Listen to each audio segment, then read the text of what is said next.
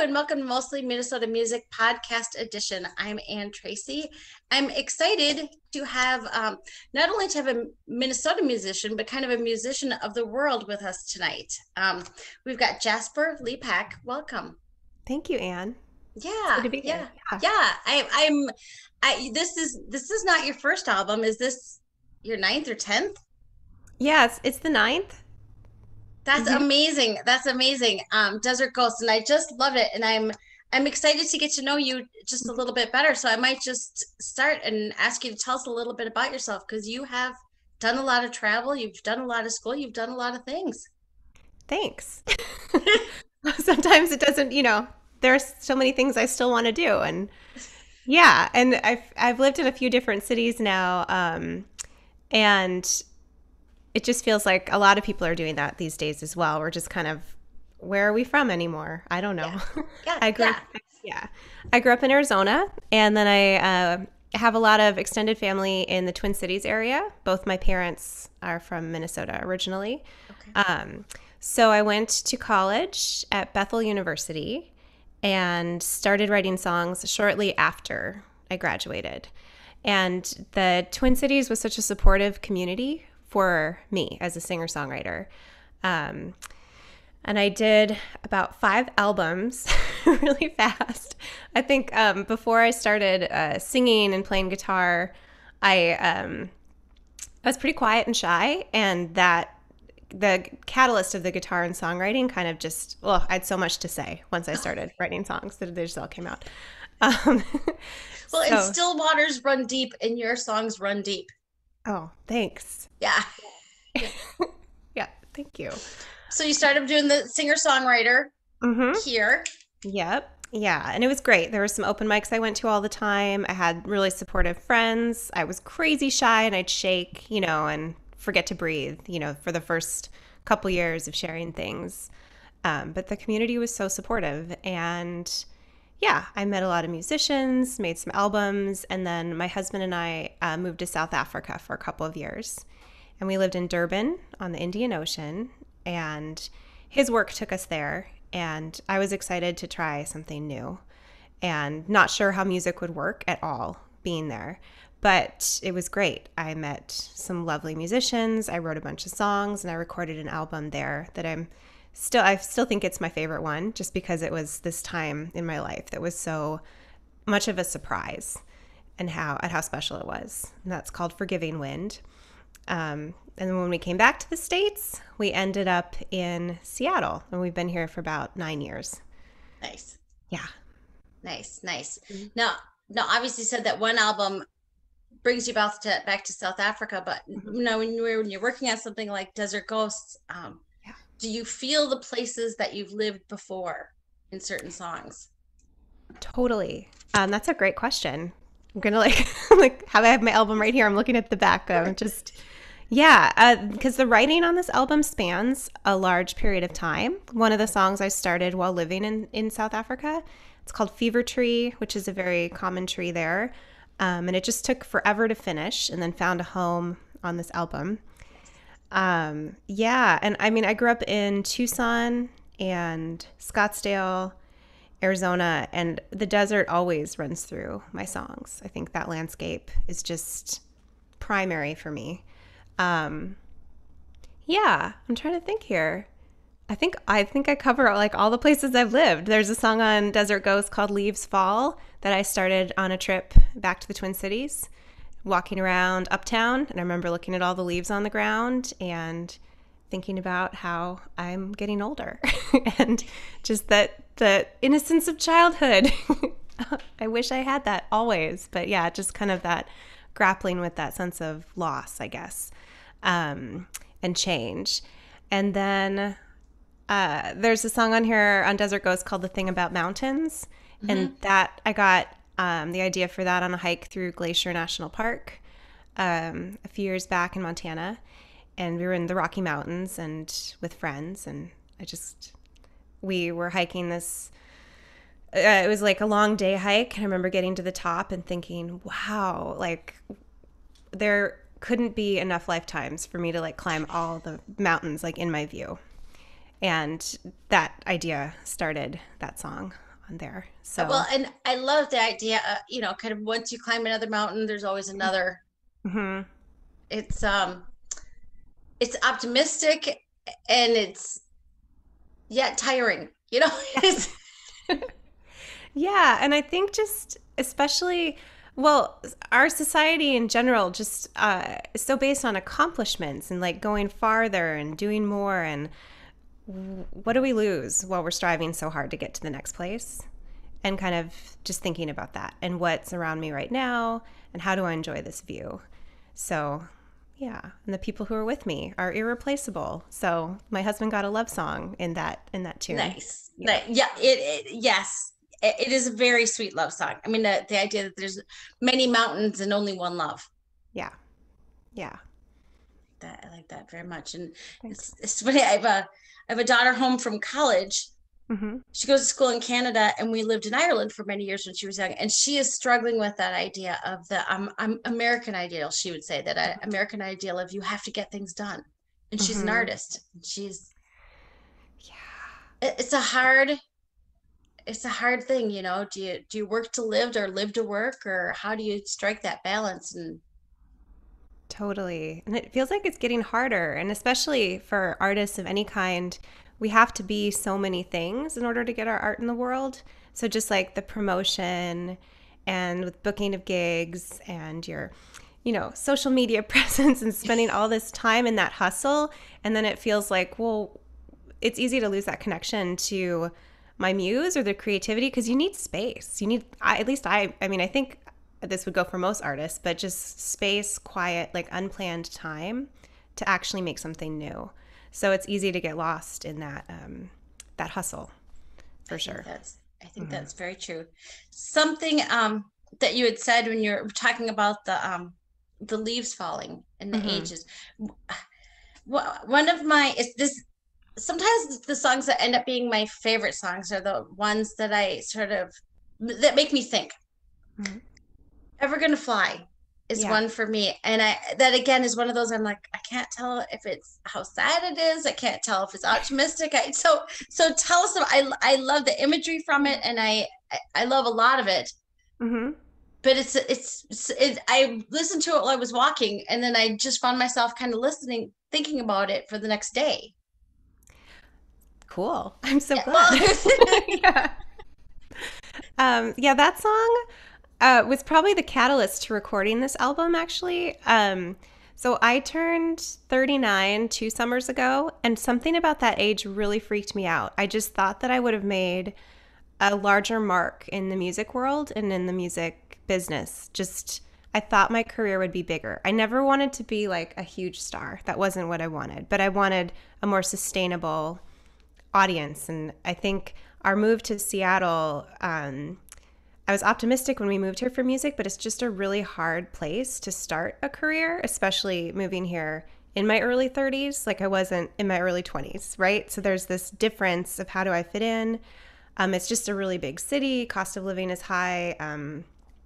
There's not as much community support for singer-songwriters as I was hoping. I think it's changing a little bit, but it's more of like a band kind of city from my mm, experience. okay. So I just had a hard time here and thinking of like all the work that I put in to building something and just feeling like I kept hitting the same wall and now I'm 39 and almost 40 and does that mean like my value is going to be diminished because there's also that pressure as a woman in the music business. And people have always told me my whole life, you look younger than you are. And then it was like, wait, I don't anymore. Like looking in the mirror, like I'm starting to look my age. And what does that mean? And just kind of grappling with that. I don't know, just figuring out like, I'm still holding on to these dreams. They're not the same ones I had when I was younger. And they don't need to look like I wanted them to either to be successful. But there was that sense of loss that I was grappling with and just aging. And so I wrote that song to get it out of my system. That's the one wonderful thing I love about music. It's like I can just dive deep into something, into an emotion, and just explore it and be there. And then it's got a container and it doesn't have to live inside me anymore, even though, No, you've passed it off to me. yeah, And I wish I you're turned welcome. 40 last year. But there Yeah. is, I mean, you hit upon a lot of truths in there. There is kind of this shame of being old, although I'm not wishing for the alternative or anything, but Hmm. it's and kind of this. I was carded. I'm just gonna say I was gonna say well into my 40s, and I thought, don't say that, Ed. Just say until I was 40. I always did look at, but at a certain point, You and just, it's a hard yeah. thing to recollect, and I'm not in the music industry, and it still is like, Hmm. oh, well, Yeah. I think for me too, it was that idea of having potential. Like for so many years, especially with singing, like people would say, you have so much potential, you're really going places. And potential is often equated with youth. And it's like, if you're past a certain age, maybe you've missed that window of having potential. Or so that was like an idea that I was grappling with too.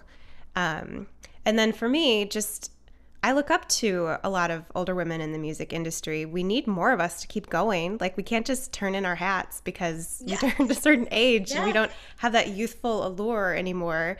That's just depressing to think that that's how the world. I mean, part of it works that way, but it doesn't have to. So, Well, and we don't stop listening yeah. to music.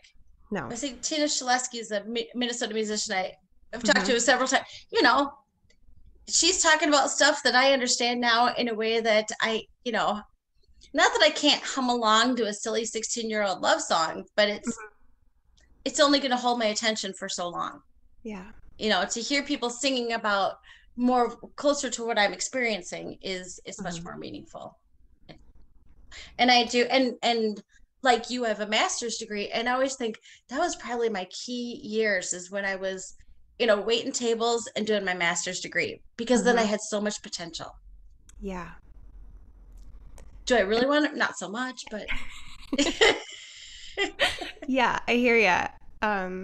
I definitely waited a lot of tables, and um, yeah, but yeah, life just looks different when you're in that place where the future's like so far ahead, and then just getting older and realizing like I'm in it. Like this is the life I imagined for myself. Who did I imagine myself to be at this age? And some of it matches up, and some of it doesn't, and that's okay. I mean, we change, and yeah. This, I guess, yeah, that song just holding on to dreams. And I think being determined with that and not feeling like a failure if success doesn't look the way I thought it was supposed to or that other people think it's supposed to. yeah. Hmm. There's a great line up from even cowgirls get the blues about there is no word for what I want to be when I grow up. And I always think, well, we got to have Yeah, potential for the fact that we couldn't have imagined. And honestly, I couldn't imagine, the tools are so different. World is so different now than when I was. totally. That is, but Yeah. that song, yeah, it's gonna end up being one of my favorites. But it makes, I was getting the feels while I was listening to it. And I was thinking about it for the next day. Oh. And then just to totally pivot, Hmm. Black and White, that's a song that because it's kind of a it's it's a mess. It seems like a song of reflection, but that you're also offering some advice to the next person coming up from a Yeah. a black and white town. I might ask you Yes. to talk a little bit about that song too. Oh, for sure. That one came about from a project that a friend was doing and is still doing. It's called Now See Here. And it's where songs are given to visual artists and they Oh, create visual art inspired by the music. And then that visual art is given back to a new group of songwriters to write songs inspired by the art. And it just keeps going like a chain letter. Yeah. So I was part of the first. I didn't know it, but I was part of the first round. My friend Phil had given one of my songs to an artist, and then I got to like see the picture that was created. That was such a big surprise, and then I got to pick a, a piece of visual art to write about, and I chose this photograph that was of a woman in a black and white striped dress, and she was like walking. She had tattoos on her leg, and the frame was cut so you couldn't see her face. So oh, she was just like shoulders to calves, but she was in motion. And then there was this like crouched man in the corner, like not creepy. He looked sad. Like there was something going on between the two of them. And I just imagined this story. And at the time I was pregnant. I was like in my first month or two. And I was thinking about how I was really happy about that. My daughter's 4 now. I was happy to be pregnant. I was also terrified, lots of mixed feelings.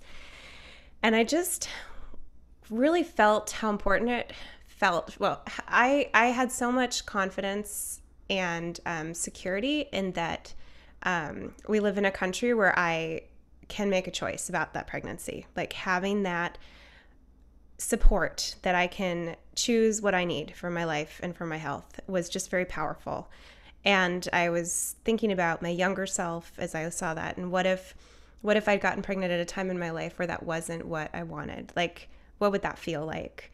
And especially, I come from a pretty conservative background where abortion was not okay. Like, that was one of the big things. It was just not okay. And I understand that point of view, but I still feel like we just have to have that choice for ourselves. We have to make that decision. So I wanted to write a song that told that story without like a particular outcome in a subtle way, but where the character in the song knows that she can make that decision for herself, whatever it is. So that's, yeah, I just kind of dove into that topic. I didn't know I was going to go there, but yeah. Well, and you do it without saying it. I mean, I Mhm. assumed that's what it was about, but you could have said something else. I'd be like, oh, all right, I guess I just put my own thoughts into, but Yeah. and I really like that aspect of it. I mean, I think it makes the situation very tangible in a way that you would hope would open some eyes. Yeah. Yeah. And just to tell a story. And just throughout our culture too, like women's voices have not held as much weight as men's voices. And to just take that power and like give this woman that confidence that, yeah, this is my choice. I get to choose this. And since it's such a divisive issue, I don't want to talk about it as like what's right or wrong, but just like to give us, I just think it's important that we get to make that decision for ourselves. Yeah. And to write it when you're pregnant, I think is even more powerful because to know that you've chosen to be pregnant, Hmm. or that you've made that you can choose not to be. I guess that's a better Yeah. way for me to phrase that. Yeah. Um, it makes it all the sweeter because it is a scary time. Hmm. Yeah. It's terrifying. It's And I sticker mean, every darn little, it's yeah. you know when you Hmm. can feel a kick from the outside, that's weird. That's alien. Yeah. Yeah. Totally. And yeah, and even at just that stage when I wrote it, I just did not know what was ahead, right? Because it was in like my first trimester, and just yeah, just feeling that I'd wanted to become pregnant. I was ready, and we were lucky that that was even possible for us too, um, and to still feel that terror. And I just was like imagining like what would it be like if this is not what I wanted. So Yeah. yeah. No, Hmm. I think that you have done such a nice job with that. Thank you. Such a nice job, and I'm going to transition now to dandelion Yes. because I feel like that might be in a theme there Yeah, to some Dandelion. degree. Totally. So Dandelion was written as part of this musical book club that I'm in Seattle. It's called the Bushwick You Book do all Club. these funny, weird things. That's great. Yeah, thanks. Yeah, so the Bushwick Book Club has a performance about once a month, and a different group of songwriters. They're like 200 of us on like the roster. So it's always like a different lineup of songwriters. I do it about once a year, and we read a book and we write a song inspired by it, and then we perform it. And the last, year or so, they've all been live streams, but before that they were in person. And I was excited to sign up for The Handmaid's Tale because the television show was very popular. I hadn't watched it yet, and I hadn't read the book yet, but it had been on my list for forever. And so it just felt really exciting to read that book. And there's a scene in it where the main character is walking home, and I know most people are familiar with the story, but not everyone is. It's just a very controlled patriarchal society where like women have no power, no voices. So she's walking home, and she's just longing to see a dandelion in the field because everything in this world is controlled and Mm. manicured, and there are like tulips and roses and perfect rows, but there are no wild things. And so then I did this deep dive into dandelions and watched all kinds of slow motion videos on Oh, YouTube and that makes studied. sense. Okay. Yeah. And just did a lot of study on them and wrote that song. And I mean, I've always loved dandelions. They have been everywhere I've lived, and I still make wishes on them. And now I have a daughter who's 4, and she still can't quite blow blow That's the great. seeds. So I do that. I do that for her. But yeah, just making wishes and that just that longing for freedom in that book is so strong, and that flower just seemed to capture it. That idea. You do such a beautiful job with the imagery of the dandelion is the sun and the Hmm. dandelion is the moon. Hmm. And I guess I had never really thought about those. I read A Handmaid's Tale in college, Hmm. not yesterday. So I remember the broad strokes, and I've decided that I can't watch it. I just I don't need It's something to dark. be I don't need something to be making me angry right now. We'll just put it I'm Well, if you do, it's there. It's there for you. when I'm there for it, yeah. I Yeah. do a lot of volunteering with the Women's March. I don't need anything else making me more angry, you know. So, Yeah. but that imagery of it, and I don't know how much that comes from the scene because I can't remember, but it's gorgeous. The lyrics of it are just so visual and so poetic. Yeah, a little bit of it comes from the scene. Excuse me, I got a tickle in my throat. But I didn't realize that dandelions have like 2 lives. I just kind of thought that the yellow petals turned white, but they don't. There's like this globe of seeds that grows underneath them and pushes it up, and I just didn't realize that. So it was kind of exciting to just yeah, watch tons of videos about them and just kind of describe them in every possible way that I could think of. Yeah. That's great. That's Hmm. great. You really do grab inspiration from very interesting places. I mean that, and that's going to transition me right to the why should the devil why should the Hmm. devil have all the fun? I get it. It just, why should the devil? Why should the devil? I was like, why should the devil? That's yeah. Yeah. Yeah. That was another Bushwick Book Club book. And actually, Okay. it's right here. Oh, I you're can very read. good. Yeah. So for this one, I did use some lines straight out of her poem. So I got permission from her, the author A.E. Stallings, and her publisher to include that in my recording. Um, but this was really fun. So it's a collection of poems, and I'll read you the one that the song was inspired by. It's called "Triolet on a Line Apocryphally Ascribed to Martin Luther." So I had to look up the word apocryphally, which means like it's dubious. He probably didn't say this thing, but he's attributed with it. So the poem is why should the devil get all the good tunes? The booze and the neon and Saturday night, the slain in darkness, the lovers like spoons. Why should the devil get all the good tunes? Does he hum them to while away sad afternoons and the long lonesome Sundays, or sing them for spite? Why should the devil get all the good tunes? The booze and the neon and Saturday night. I love that. So, yeah. And I just like wrote all over all these ideas. So that was a really fun song to write. And I was extra proud of it because it was the first song I wrote after I had my daughter. It was like, Oh, and it's a very danceable.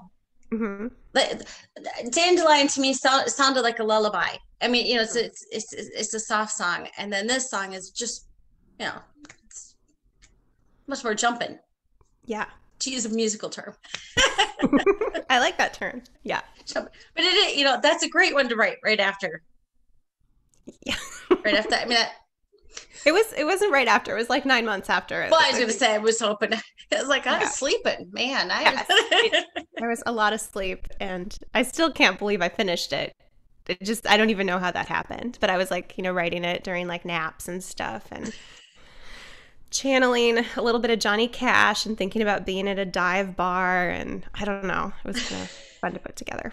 Like, no, having done it, has that changed your writing in in what you're writing about or how you're writing? I mean, I imagine certainly how you're writing. Yeah, how I'm writing for sure. Just, but I'm not sure. I mean, she definitely changed my view of the world. I think the main thing, gosh, like seeing somebody's arrival in the world really made me aware that we are mortal.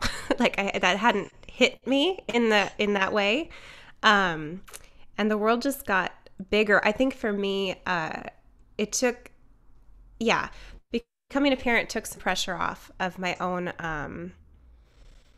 need to be successful, I guess, because it just made the world bigger than that.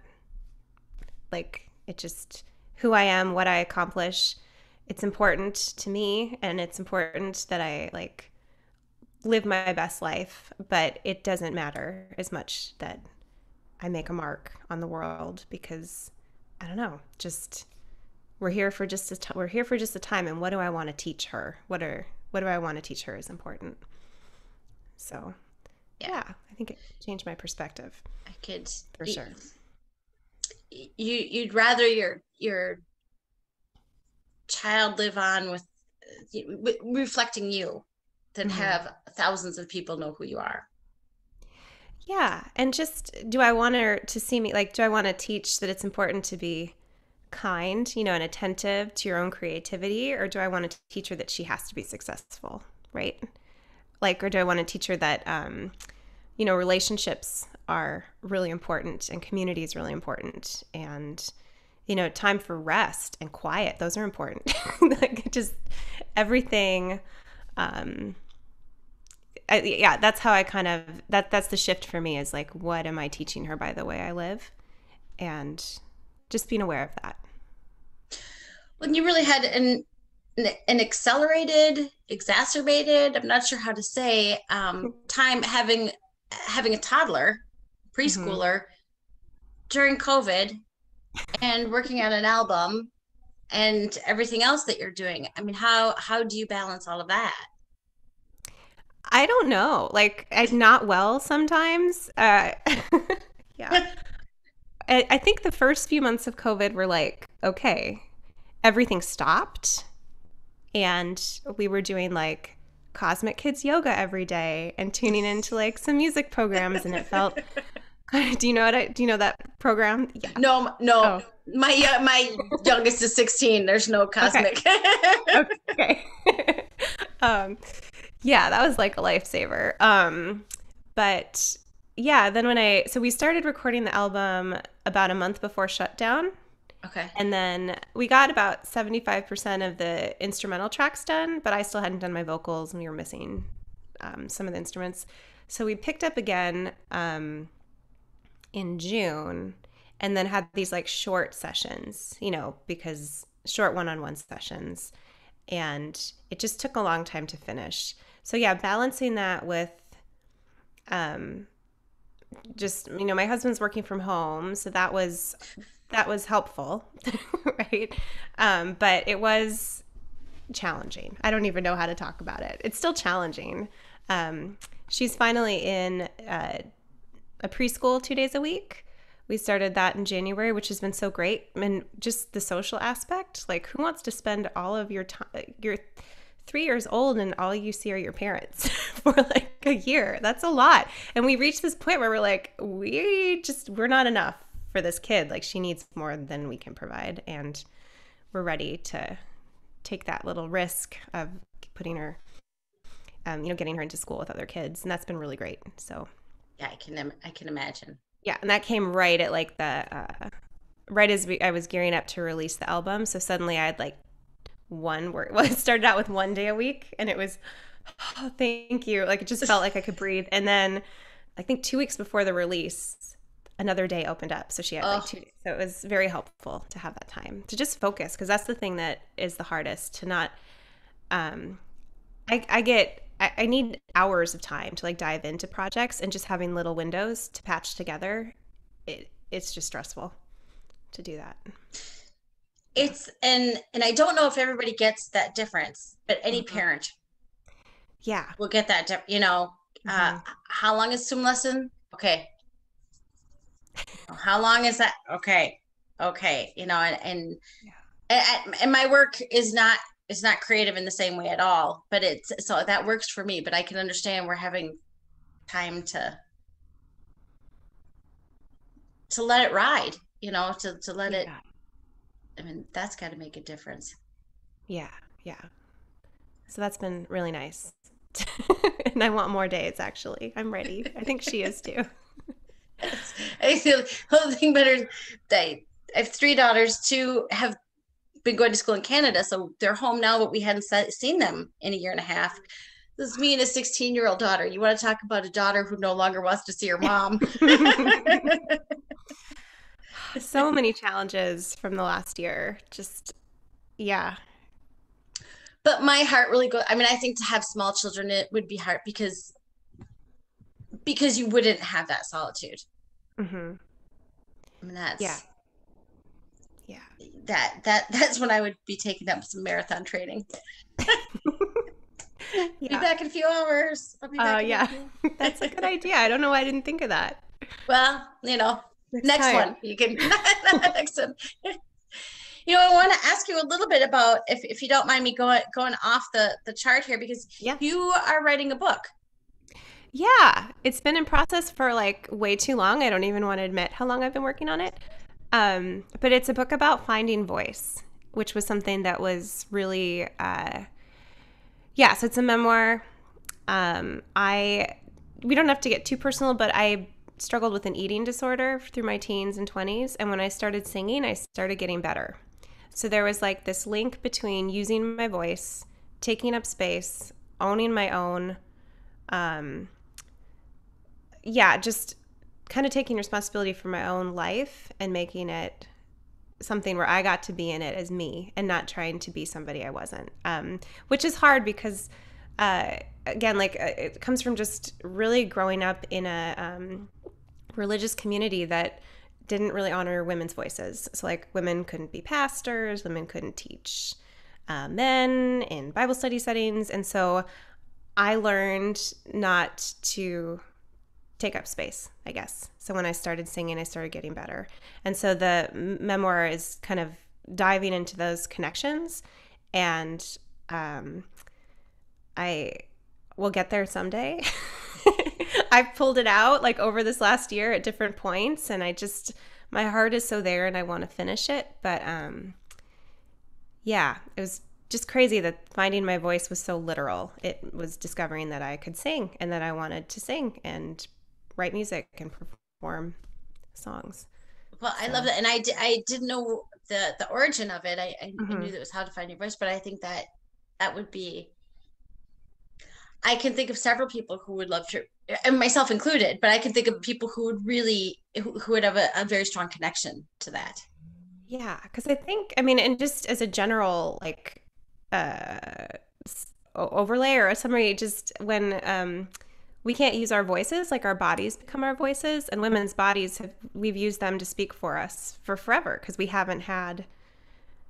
just we haven't had an equal place at the table to speak and to be valued. So, yeah. And I've had enough experience of where I've done similar, Mm-hmm. but not for extended amounts of time. But yeah, it is what you do when you can't. I think especially when you're young, Mm-hmm. and it is a way to control your own body and let people know things aren't okay in a different way, but a Yeah. voice is a much healthier way. It's Much healthier, but we don't learn how to use it. And so, no, we really. yeah. Here's the funny. You mentioned that you had gone to Bethel. I went to St. Kate's, Mm-hmm. so it's a very to go to an all girls Catholic school is a very Mm-hmm. you. I guess we did. I went to an all girls Catholic high school as well. We got to use our voice, but Yeah. it still was different. I mean, we had to use our voice in a certain setting. Yeah. And then the Yeah. hope being that you'd be able to take that voice and into the world. Sometimes it worked and sometimes. Yeah. No, totally. And I think, and it's hard for me to even talk about it because, like, I went to Bethel University and I gained so much good out of that experience, and there was hard stuff too. And yeah. What am I trying to say? Just the creative voice is hard when there are certain like when in a religious community where the Bible is the only truth, and if you think outside of what people say is okay to think, Like you have to be like to be creative, it's like you have to walk in between black and white. Like that kind of um that's where that theme came from for that song too. Like there has to be gray. There have to be questions. You have to be able to stand in that space where things don't make sense, that things aren't just right or wrong. But yeah. That I just met someone who went to Bethel, and she Hmm. said something so similar about going to Bethel. We were on our way to a pipeline protest in northern Minnesota, and she was saying and she's a writer, and she was trying to find her voice and was explaining that going to Bethel, there it was very black and white, and she had a lot of trouble with trying to get to that gray area, you know. Yeah. But in the same breath, Hmm. she went to Bethel for a year or two and then someplace else. She said, but in the same breath, she did learn how to use her, but like there was a lot to be said there, you know, that she was able Yeah. to speak up because it was a smaller community. She was able to speak up in a lot of different Totally. ways, you know. Hmm. It was Yeah, and I felt really safe, and it was a really nurturing space too. So there were really good things I got from that time too. it's Yeah. good. It's good. Hmm. What's interesting is I think that there's such a balance in the themes of so many of your songs that I can Hmm. I learn more and more how that would have come about, Yeah. you Yes. know, Yeah. Yeah. And in I'm many of learning the how to different. talk about it, which has been hard. So, Yeah. Well, and I think that this is, I mean, the music is for everybody, but I think that there is something there inherently feminist about it, that the women, especially, are people who are trying to listen to women, hmm, and all gender fluid folks will particularly enjoy this. I think yeah. that's give people a new way Thanks. to think of it. So Thanks. I'm gonna, and I'm trying to this. Excuse me. I might be getting a cold, which I'm not supposed to admit, right? No, you're not. No. No, you're not. We're all gonna be guilty. Hmm. Every sneeze we're guilty of. Yeah. It's It's just a pepper. tickle. I It just was didn't drink enough pepper. Yeah, water today. Yeah.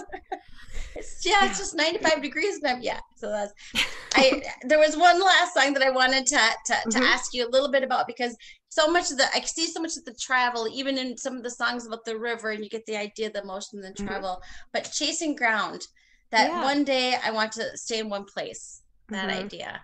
I wanted to Yeah. ask you just a little bit about that song too. Yeah. That song, the idea came from this trip we took to the Hoh Rainforest in the Olympic National Park, and we were in the presence of these trees that were like 6, 7, 800 years old in this old growth forest. And I mean, I grew up in Arizona. I know that saguaros live for a long time, but it's different. Like these trees are just amazing. And yeah, I've moved around a bit in my life, and I always am longing for that home spot, like just like a spot to land and be a part of a community for a long time, and wondering what it'd be like to be one of those trees. Like you get to just see Mm. humanity, like generations and generations just pass through. And what would that be like? So that song came from some old, beautiful, ancient, wise trees. That's Yeah. great. That's Hmm. great. I like that. Yeah, Yeah.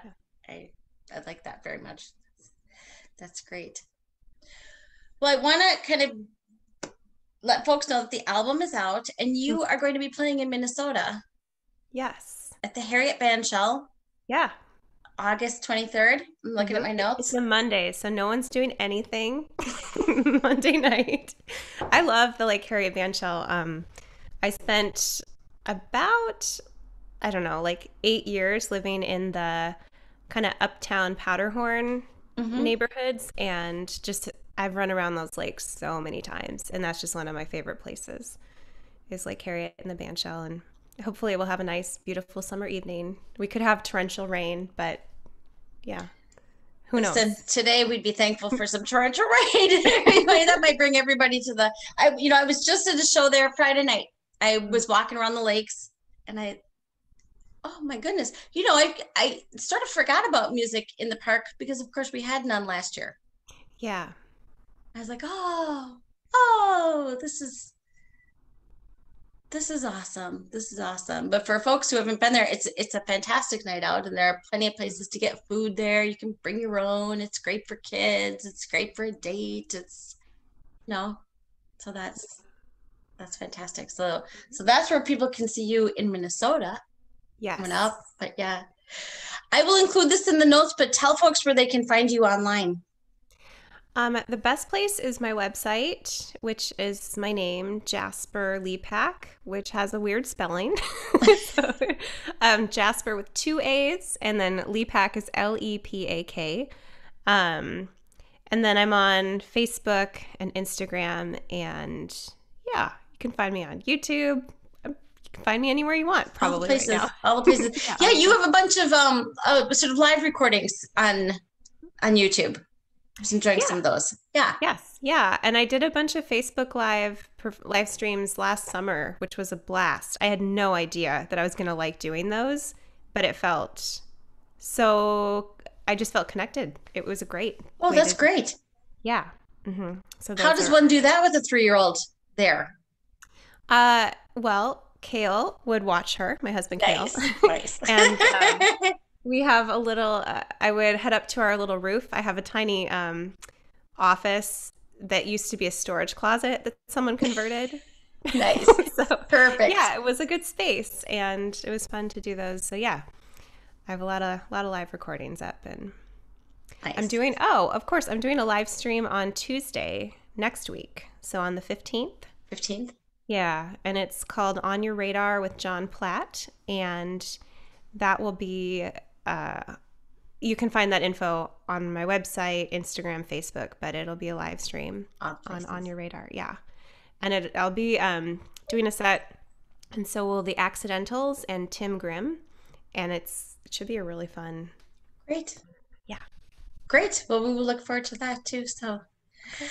thank you. Thank you so much for your time. It's a very thoughtful album. As I said, that Ever Gonna Fly, just, that is the one that's really, that and Dandelion. Those are the two that have really stuck with me. The imagery of Dandelion, and then the Ever Gonna Fly. I gotta. I'm older than you, so I can't decide if it makes but it makes me think, and that means it'll be hmm my favorite song for a long time. Oh, good. Yeah. I'm so glad. Just thanks for listening and all your thoughtful questions. This was a really fun conversation. Oh, good, good. I'm Mhm. glad. Great.